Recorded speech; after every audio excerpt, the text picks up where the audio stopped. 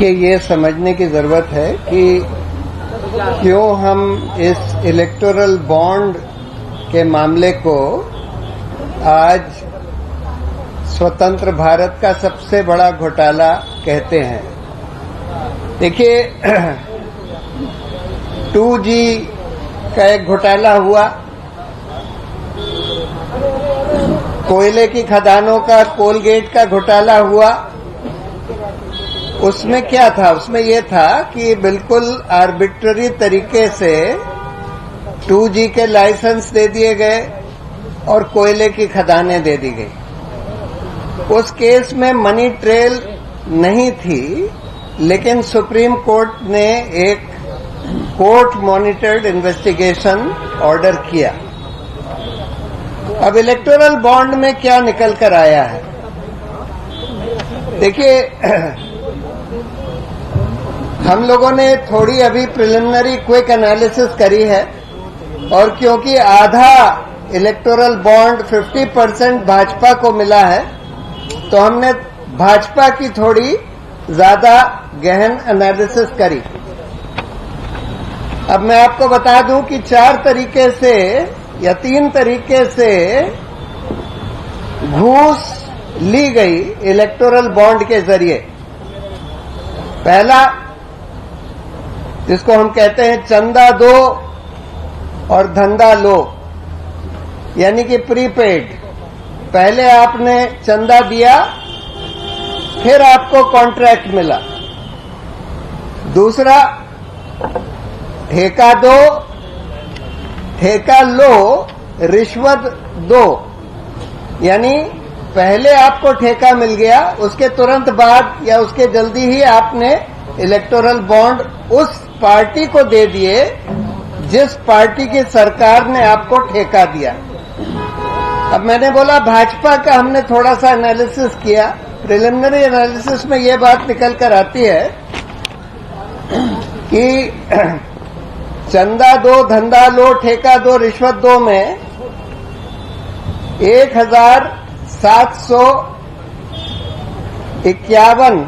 1751 करोड़ के बॉन्ड दिए गए उन कंपनियों को जिनको भाजपा की सरकारों ने ठेके दिए।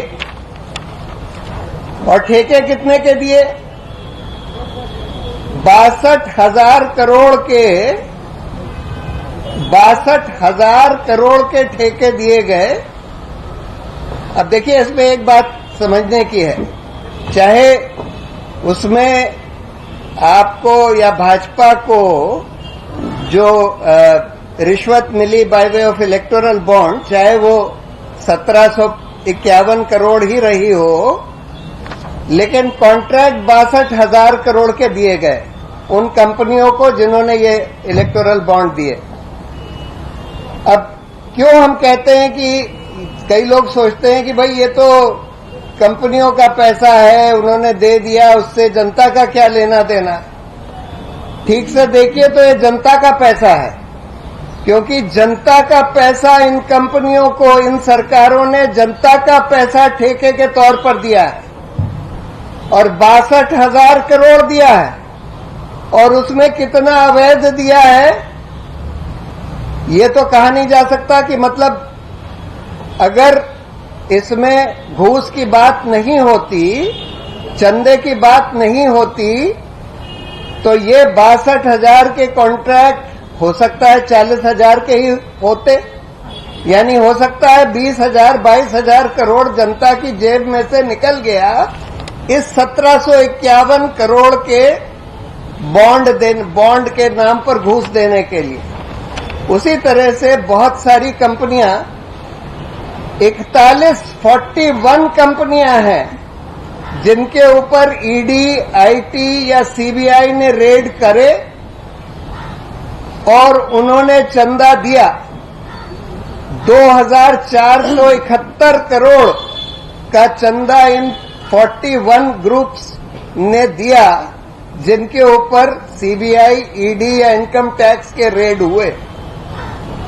और ये चंदा देने के बाद उस रेड का क्या हुआ? कोई फॉलो अप किया गया कि नहीं किया गया? उनको छोड़ दिया गया। और अगर छोड़ दिया गया, जैसे कि नितिन ने बताया, वो जो फ्यूचर गेमिंग जिसने सबसे बड़ा चंदा दिया है, उनके बारे में तो सीएजी ने बता दिया था कि इन्होंने कई राज्यों को लूटा। अब उनके ऊपर ईडी ने 2023 में रेड करी, 2021 में 2023 में इनकम टैक्स और ईडी की रेड होती है, और उन्होंने भाजपा को तुरंत 60 करोड़ का उस समय चंदा दे दिया। टोटल तो भाजपा को उन्होंने कई 100 करोड़ का चंदा दिया था। और उसके बाद अगर ये आप लोगों के छानबीन का काम है कि उसके बाद अगर ईडी और आईटी का एक्शन रुक गया, तो आप समझ लीजिए कि जनता का कितना नुकसान हुआ है। यानी कि हजारों करोड़ वो लूट रहे थे, उन्होंने उसके बाद कुछ 100 करोड़ का चंदा भाजपा को दे दिया, और फिर ईडी आईटी का एक्शन सब खत्म हो गया। तो यानी देश को, जनता को, पब्लिक एक्सचेकर को कितने हजार करोड़ का नुकसान हुआ उसके वजह से। मतलब ये वसूली का जो धंधा चल रहा था, इसमें पैसे तो 2,500 करोड़ मिले भाजपा को इलेक्टोरल बॉन्ड के जरिए, लेकिन इसमें कितने पैसे छोड़े गए जो जनता के पैसे थे, जो जनता के लिए वसूल होने चाहिए थे, उसका 5%, 2% लेकर बाकी पैसा छोड़ दिया गया। तो ये एक बहुत बड़ा सवाल है। देखिए, हम लोगों ने शुरू में जब बहस करी थी इस केस में, तो हम लोगों ने 3 ग्राउंड बोले थे। एक तो ये बोला था कि जनता के सूचना के अधिकार का ये हनन है, इस तरह के गुप्त बॉन्ड होना। दूसरा हमने बोला था कि ये करप्शन को, किकबैक्स को प्रमोट करेगा, और यही बात निकली, यही बात सुप्रीम कोर्ट ने अपने जजमेंट में बोली, और अब खुलासा होने के बाद यही बात निकल कर आ रही है कि करीब करीब आधा या उससे ज्यादा, आधे से ज्यादा पैसा जो इलेक्टोरल बॉन्ड के जरिए मिला है, वो घूस के तौर पर मिला है। घूस आप ले सकते हैं ईडी का डर दिखा के, आईटी सीबीआई का डर दिखा के, या घूस आप ले सकते हैं कोई कॉन्ट्रैक्ट देकर, कोई पॉलिसी बदलकर। जैसे एक कंपनी के बारे में निकला था कि उनके फेवर में पॉलिसी बदल दी गई और उनसे इलेक्टोरल बॉन्ड ले लिए गए। तो ये तो देखिए, ये तो एक जांच का विषय है कि इस सब की जांच होनी चाहिए, क्योंकि ये इस आजाद भारत का सबसे बड़ा करप्शन स्कैम उजागर हुआ है, और इसमें बिल्कुल एक इंडिपेंडेंट जांच होनी चाहिए। और जो भी लोग इन्वॉल्व थे, इसमें कई तरह के ऑर्गेनाइजेशंस इन्वॉल्व थे, वो कंपनियां इन्वॉल्व थी जिन्होंने ये इलेक्टोरल बॉन्ड दिए और जिनको ठेके मिले, या जिनके ऊपर से ईडी का हाथ खींच लिया गया, ईडी, आईटी, सीबीआई का। उसमें कौन अधिकारी इन्वॉल्व थे, उसके बाद ईडी, आईटी और सीबीआई के लोग, जो लोग इसमें शरीक हो गए इस पूरी कॉन्स्पिरेसी में कि इनका इस्तेमाल करके हफ्ता वसूला जाए, मतलब ये पैसा वसूला जाए, तो वो कौन थे, और सरकार और भाजपा के कौन लोग थे जो इस पूरे ये ट्राइपार्टाइट कॉन्स्पिरेसी हुई। और अगर ठेका देने की, तो उसमें सरकार के और भाजपा के कौन लोग थे, और इन कंपनियों के कौन लोग थे जो उस कॉन्स्पिरेसी में, कि मतलब चंदा दो और ठेका लो वाली कॉन्स्पिरेसी में, जो कि सीधा सीधा प्रिवेंशन ऑफ करप्शन एक्ट में करप्शन होता है। तो ये चीज बाहर आनी चाहिए, इस पर पूरी तहकीकात होनी चाहिए। सवाल ये है कि तहकीकात करेगा कौन? जब इन एजेंसियों की ही तहकीकात होनी है, तो कौन तहकीकात करेगा? ऑब्वियसली कोई इंडिपेंडेंट एसआईटी का गठन होना पड़ेगा अगर इसकी ईमानदारी से तहकीकात होनी है। लेकिन अभी तो आप लोगों को, आपकी सबकी ड्यूटी है कि इसकी पूरी छानबीन करिए कि भाई इन लोगों ने कब पैसा दिया, कब इनके ऊपर ईडी की रेड हुई, आईटी की रेड हुई, कब हाथ खींच लिया गया, उसके बाद कुछ हुआ कि नहीं हुआ। अभी तो हम यही बता सकते हैं कि भाई बहुत सारी ऐसी कंपनियां हैं जिनके ऊपर ईडीआईटी का एक्शन हुआ, उन्होंने चंदा दे दिया, उसके बाद एग्जैक्टली क्या हुआ ये आप लोग पता लगा सकते हैं। तो लास्ट बात देखिए, सुप्रीम कोर्ट ने एक इंटरिम ऑर्डर दिया था 2019 में, और इसीलिए उन्होंने बोला है कि वो जो इंटरिम ऑर्डर की डेट थी 12 अप्रैल 2019, उसके बाद का ही डेटा उन्होंने ऑर्डर किया है देने के लिए। लेकिन उसके पहले के लिए सुप्रीम कोर्ट ने पार्टियों, इलेक्शन कमीशन को बोला था कि तुम पार्टी से पूछो कि उनको अभी तक जो बॉन्ड मिले हैं वो किसने दिए हैं, वो उनसे पूछो। इलेक्शन कमीशन ने पूछा, और बड़ी अजीब बात है कि छोटी छोटी पार्टियों ने तो बता दिया कि हमको किसने दिए हैं इलेक्टोरल बॉन्ड, लेकिन जो बड़ी पार्टियां हैं भाजपा, कांग्रेस, टीएमसी, इन लोगों ने नहीं बताया कि किसने दिए हैं। और एक पार्टी ने तो, जेडीयू ने तो ये कह दिया कि हमारे यहाँ कोई दरवाजे के नीचे छोड़ गया था। भाजपा वगैरह ने बोल दिया कि भाई हमको पता नहीं, हम कोई रिकॉर्ड नहीं रखते।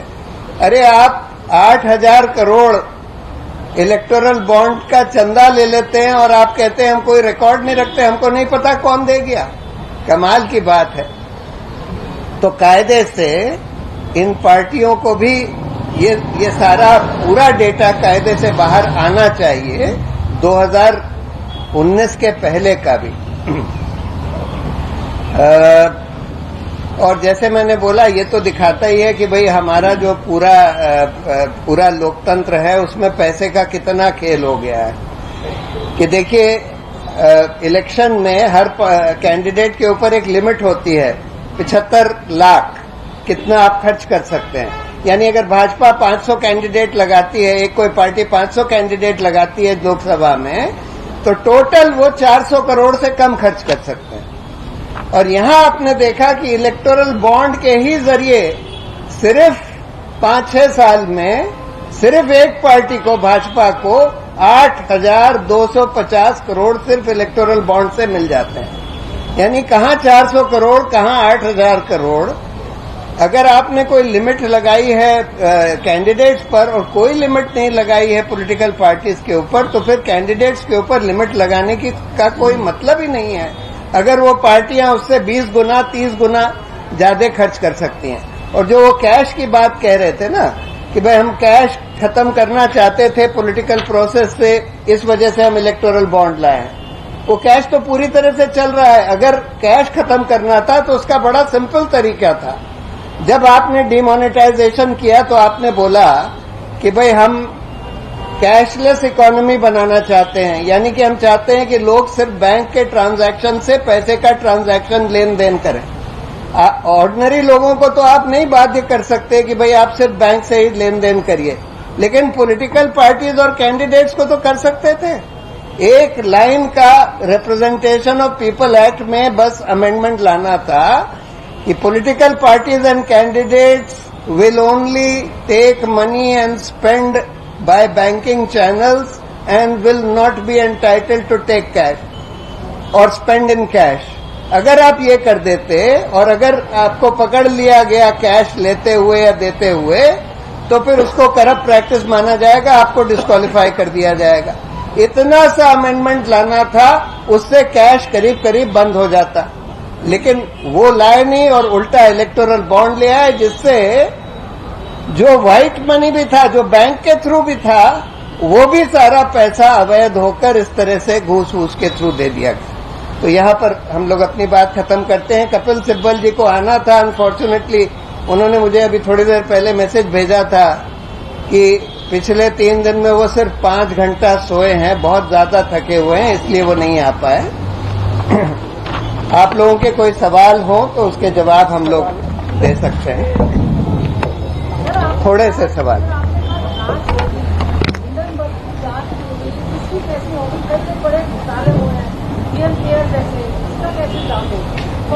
नहीं, जांच, मैंने ये नहीं बोला जांच होगी, मैंने बोला जांच होनी चाहिए।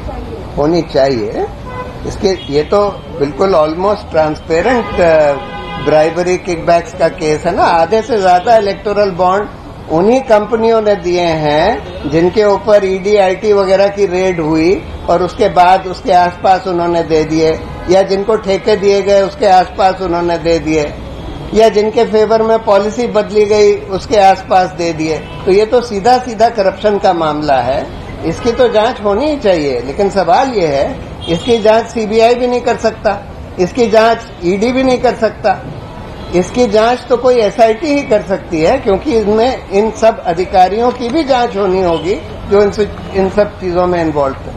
सर, मेनस्ट्रीम मीडिया इम्पोर्टेंट मुद्दे देश के नहीं दिखा रहा है आज।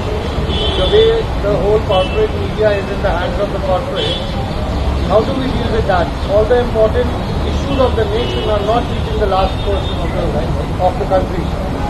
नहीं, that is very unfortunate. Unfortunately हुआ ही है। जैसे अब लेवल प्लेइंग फील्ड की बात है, देखिए आज तो प्लेइंग फील्ड बिल्कुल ही लेवल नहीं है। पैसा सब एक पार्टी के पास है, दूसरी पार्टियों का तो पैसा फ्रीज कर दिया है। सरकारी पैसा भी वो पार्टी जो पावर में है इस्तेमाल कर रही है। सारा सरकारी पैसे पर एडवर्टाइजमेंट हो रहा है, सेल्फी पॉइंट्स वगैरह बनाए गए हैं, विकसित भारत कैंपेन सरकारी अफसरों को यूज किया जा रहा है, सरकारी हवाई जहाज यूज करे जा रहे हैं प्रधानमंत्री की कैंपेन वगैरह के लिए। और मीडिया जो है ज्यादातर सरकार के कंट्रोल में आ गई है। उन्होंने एडवर्टाइजमेंट्स के थ्रू या ईडी वगैरह का डर दिखाकर सबको कंट्रोल में ले लिया है। सिर्फ जो ऑल्टरनेट मीडिया है, जो आज मतलब मेन स्ट्रीम मीडिया में इक्के दुक्के हो सकते हैं, लेकिन ऑल्टरनेट मीडिया में लोग हैं, वो लोग काम कर रहे हैं, उसके जरिए कम से कम ये इंफॉर्मेशन लोगों तक पहुंचनी चाहिए। It was given a legal cover. What was seen as corruption earlier was now legally justified as something very good to do, to the point that we were amazed as journalists particularly that the government would defend a scheme which has now come out to show that money was being funneled, and this was not legitimate white money in all cases. In some cases it was. We also found that there are public listed companies which were passing on money to political parties without passing resolutions in their boards, because public listed money companies run by the money that shareholders like you and I put in them. They need to be accountable to their shareholders for what they do. Yet promoters of these companies were quietly providing money to political parties of certain view. What was expected that the party at power in the center would get a majority of the money, because it was the only party through the government systems which had access, supervision and a close oversight over who was paying whom, would get most of the money. And that was something the RBI, the Election Commission and the petitioners themselves had said long ago in 2019. And I think that had come out with so much evidence that is irrefutable, at least to a plain eye of a journalist who may not be a banker, but some of those things became rather easy to see. I'll pause here. उन्होंने बहुत मेहनत की है और मैं चाहता हूं उनका नाम भी हम लोगों को याद रखना चाहिए। दूसरी बात, one thing which I want to clarify is how did it petition come about? The electoral bond scheme was announced on the 1st of February 2017. जिस दिन ये अनाउंस हुआ उसी दिन समझ में आ गया था कि इसमें कुछ गड़बड़ है। तो हम लोगों ने प्रशांत जी की मदद से और कॉमन कॉज के साथ लेके सितंबर 2017 में पिटीशन फाइल की। स्कीम नोटिफाई हुई 2018 में, जाके फाइल पहले हो गया था। तो फाइल हो गई और वो स्कीम कोर्ट में मामला चलता रहा। जब वो और इन्फॉर्मेशन आई नोटिफिकेशन के बाद तो पता लगा और भी गहरी बातें हैं, और जो अंजलि जी ने और लोकेश जी ने निकाला और नितिन जी ने उसका चिट्ठा साफ किया, उससे तो बहुत बड़ी आंखें खुली। तो वो चलता रहा। 2019 में इलेक्शन आया। हमने उससे पहले भी सुप्रीम कोर्ट में याचिकाएं दी कि इसको जरा जल्दी सुन लीजिए। सुप्रीम कोर्ट ने हमारी याचिका पर ज्यादा गौर नहीं किया। इलेक्शन आया 2019 का और चला गया। किसी ने ये नहीं कहा कि इस पिटीशन का इलेक्शन पे क्या असर पड़ेगा। उसके बाद जब जब कुछ हुआ तो हमने, प्रशांत जी बैठे, हमने 5 एप्लीकेशन दायर की। 2 तो स्टे के लिए थी और 3 थी अर्ली हियरिंग के लिए। लेकिन सुप्रीम कोर्ट ने 2 हियरिंग हमारी की, एक 2019 में, एक 2022 में। लेकिन वो सब्सटैंटिव हियरिंग नहीं थी, there were perfunctory hearings. Finally the court decided to take it up in October 2023 and it reserved this judgment on November 2, 2023. Now, the comment I want to make is the court could have taken it up in 2018.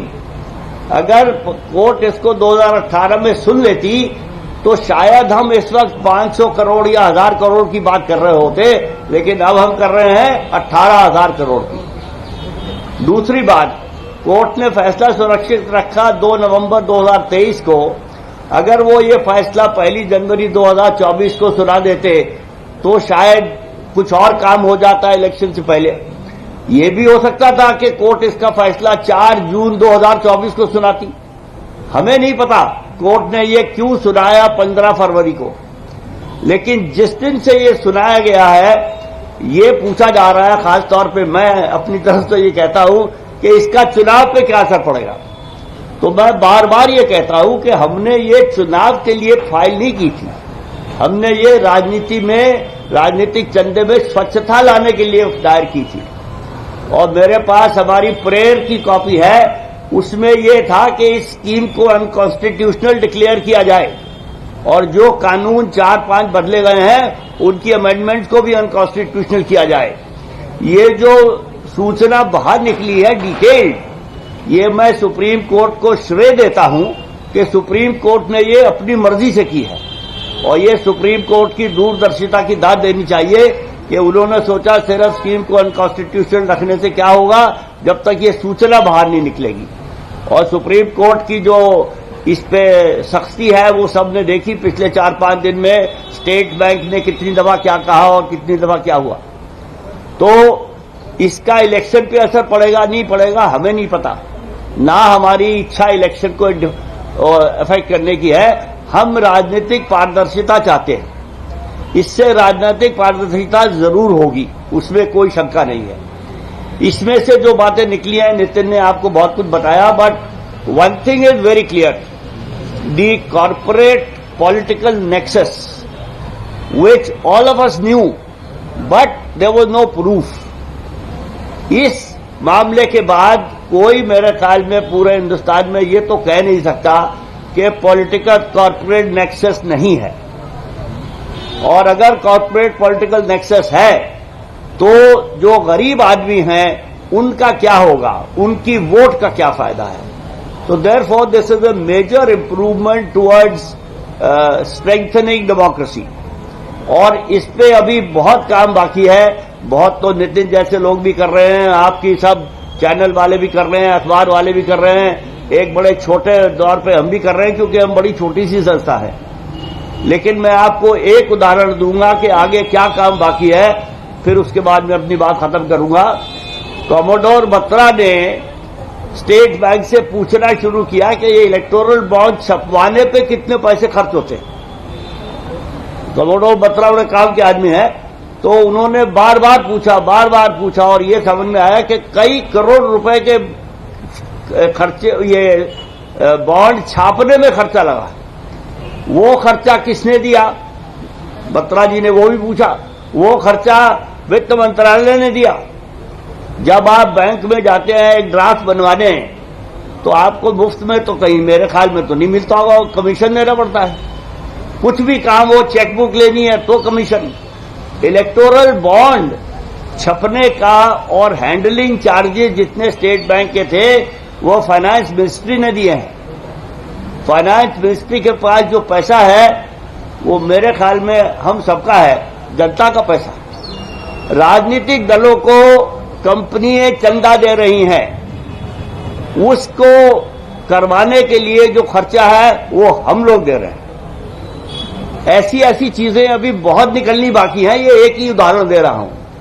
तो मेरी आप लोगों से गुजारिश है कि इस data को खंगालिए और बड़ी पतली छलनी से खंगालिए. ऊपर ऊपर की बातें जो अभी निकल रही हैं ये तो बिल्कुल वो अंग्रेजी में कहते हैं टिप ऑफ द आइसबर्ग. ये तो बड़ी बड़ी बातें हैं, भाई उसने 1,000 दे दिया, उसने 6,000 दे दिया. लेकिन इसकी गहराई में जाने की जरूरत है. उसमें शायद 5-10 साल लगेंगे.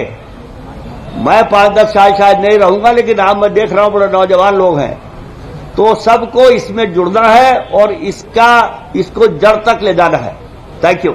ये कहकर शुरू करना चाहूंगी कि जो ये जजमेंट आई है वो एक बहुत बड़ी विक्ट्री है हम सभी लोगों के, देश में जो भी नागरिक हैं हम सभी के सूचना के अधिकार के लिए।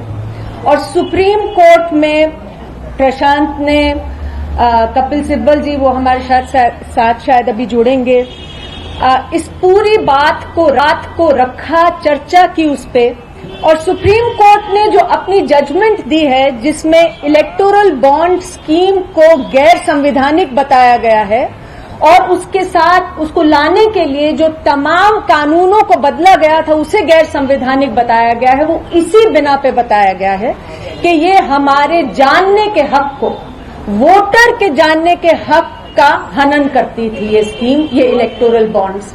और सीधी बात यही है कि हम जब शुरू से कहते हैं, एडीआर हो, एनसीपीआरआई हो, तमाम संस्थाएं हैं जो कहती हैं, जो मूवमेंट है राइट टू इंफॉर्मेशन की, कि हम कहते हैं कि पॉलिटिकल करप्शन जो है वो फाउंटेन हेड है हमारे देश में भ्रष्टाचार का। और वो इसीलिए होता है क्योंकि जो कंपनियां हैं वो पैसे देती हैं, अपने फायदे के लिए चंदा देती हैं पॉलिटिकल पार्टीज को, जिससे कि वो अपने फायदे का काम करा सके, ना कि जनहित का काम कराएं। और जो सुप्रीम कोर्ट ने जजमेंट दी है उसमें वही कहा उन्होंने कि जो चंदा दिया जाता है, बड़ा चंदा दिया जाता है पॉलिटिकल पार्टीज को कंपनियों द्वारा, कंपनियां अपना प्रॉफिट मैक्सिमाइज करने के लिए चंदा दे रही हैं। इसलिए क्विड प्रो को की बात करी सुप्रीम कोर्ट ने। और अगर हम देखें कि क्विड प्रो को क्या है, वो एक तरह से हाईएस्ट, बिगेस्ट टिकट करप्शन की हम बात कर रहे हैं। क्योंकि आप देखिए कि जो सूचना सारी बाहर निकलती आई है उसमें स्पष्ट है कि 95% के करीब जो बॉन्ड्स हैं वैल्यू टर्म्स में, वो 1 करोड़ मतलब सबसे हाई डिनोमिनेशन के बॉन्ड्स बिके। और आज जब सूचना बाहर आई है, सारी सूचना नहीं आई है बाहर, लेकिन जो सूचना बाहर आई है उसमें ये समझ आ रहा है कि किस तरह से कंपनियों ने, बड़ी कंपनियों ने और छोटी कंपनियों ने चंदा दिया है, पार्टीज को चंदा दिया है। और आज आप और हम उस सूचना के साथ ये समझने की कोशिश कर रहे हैं, कुछ समझ पा रहे हैं और कुछ अभी कोशिश जारी है कि ये किस कारण से चंदा दिया गया था, क्विड प्रो को क्या था, वो कंपनियां क्या चाह रही थी और जो पावर में पार्टीज बैठी हैं वो पैसा लेकर उनके लिए क्या कर रही थी। अब अगर हम लोग सूचना को देखें जो हमारे सामने आई है, सुप्रीम कोर्ट ने कहा कि 12 अप्रैल 2019 के बाद की सारी सूचना जो है वो लोगों के साथ शेयर करी जाए, इलेक्शन कमीशन ऑफ इंडिया के थ्रू, एसबीआई शेयर करें। ये सूचना जो है ये 12,500 करोड़ रुपए की सूचना है, जबकि पूरे बॉन्ड जो बिके हैं वो 16,500 करोड़ के करीब के बॉन्ड बिके हैं। तो इसका मतलब है कि 4,000 करोड़ रुपए के जो बॉन्ड बिके उनके बारे में अभी भी हमारे पास सूचना नहीं है कि वो बॉन्ड किसने खरीदे। और ये सूचना जैसे हम देख पा रहे हैं कितनी जरूरी है क्विड प्रो को, भ्रष्टाचार, किकबैक्स, इन सब को इस्टेब्लिश करने के लिए। तो एक चीज जो मैं कहना चाहूंगी बहुत जरूरी है और जिसके लिए हमें आवाज उठाते रहना पड़ेगा, शायद कोर्ट में भी और कोर्ट के बाहर भी, कि ये जो 4,000 करोड़ रुपए के बॉन्ड जिनकी हमें सूचना अभी नहीं मिली है, जो 12 अप्रैल 2019 से पहले खरीदे गए थे, वो भी पूरी सूचना हमारे सामने होनी चाहिए। सूचना क्या निकल के आ रही है, नितिन ने बहुत इसके बारे में चर्चा की, मैं बहुत डिटेल में नहीं जाऊंगी, पर जो 3 या 4 मुख्य समस्याएं थी उसके बारे में तो खुला हमें दिख रहा है कि कैसे जो चीजें हैं डॉट्स जुड़ रही हैं। अब वास्तव में क्या हुआ उसके लिए तो इन्वेस्टिगेशन होनी पड़ेगी, प्रोब होना पड़ेगा, लेकिन ये स्पष्ट है कि कई कंपनियां ऐसी हैं जो कि चंदा दे रही हैं इलेक्टोरल बॉन्ड्स के जरिए कुछ ही दिन पहले या बाद में, जब उनको कॉन्ट्रैक्ट मिलते हैं बड़े बड़े। तो क्या ये किकबैक्स है? ये एक बड़ा सवाल सामने आता है। इन्वेस्टिगेशन की जरूरत है मामले के तय तक जाने के लिए, लेकिन ये बिल्कुल this is a question that is begging to be asked. दूसरी चीज, क्विड प्रो को और एक्सटॉर्शन, क्योंकि हम ये देख रहे हैं कि इतनी सारी कंपनियां हैं जहां पर ईडी के रेड होते हैं, सीबीआई के रेड होते हैं, आईटी डिपार्टमेंट रेड करते हैं, और उसी दौरान कहीं ना कहीं वो इलेक्टोरल बॉन्ड खरीदते हैं, और कई जगह पर वो इलेक्टोरल बॉन्ड रूलिंग पार्टी को दिए जाते हैं, जो सेंटर पे रूलिंग पार्टी है भारतीय जनता पार्टी।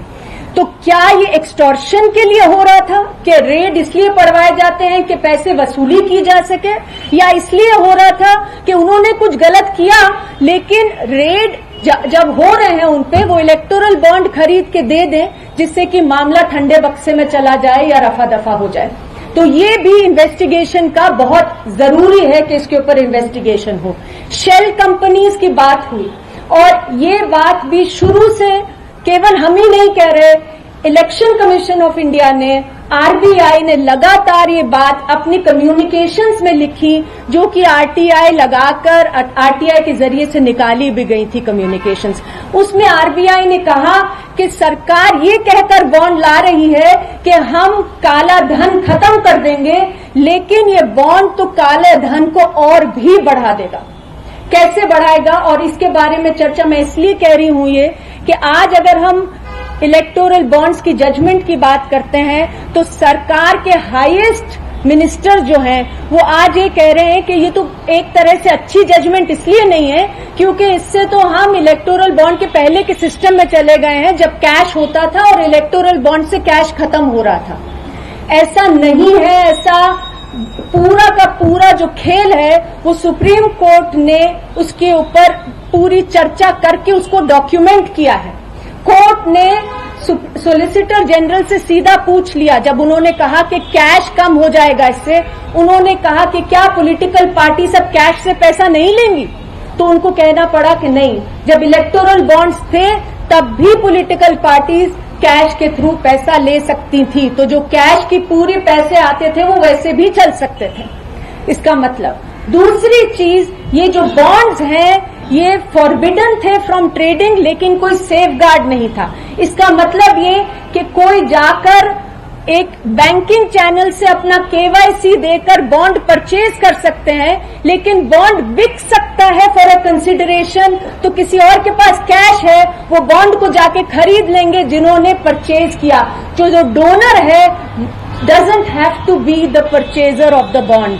तो मतलब काला धन, मनी लॉन्ड्रिंग का ये पूरा एक सिस्टम तैयार हो गया था।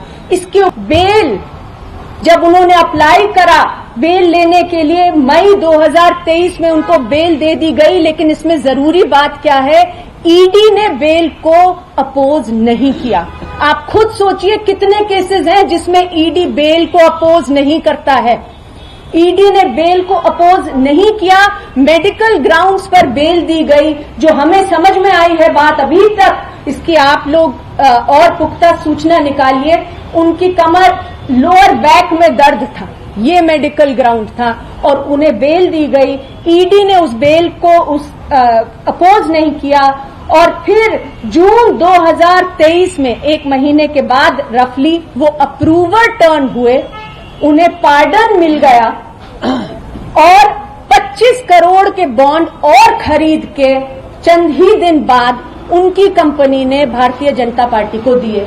तो मुझे लगता है कि ये जो पूरी बॉन्ड की जो इंफॉर्मेशन सामने आई है, ये सारी सूचना को बहुत बारीकी से देखने की जरूरत है और जोड़ने की जरूरत है कि हमारे लोकतंत्र में आज क्या हो रहा है, हमारे इंस्टीट्यूशंस की क्या कहानी बता रही है ये, और जो हम देश में होता हुआ देख रहे हैं वो कैसे इन सब चीजों से, खेल के पैसे से जुड़ा है। शुक्रिया।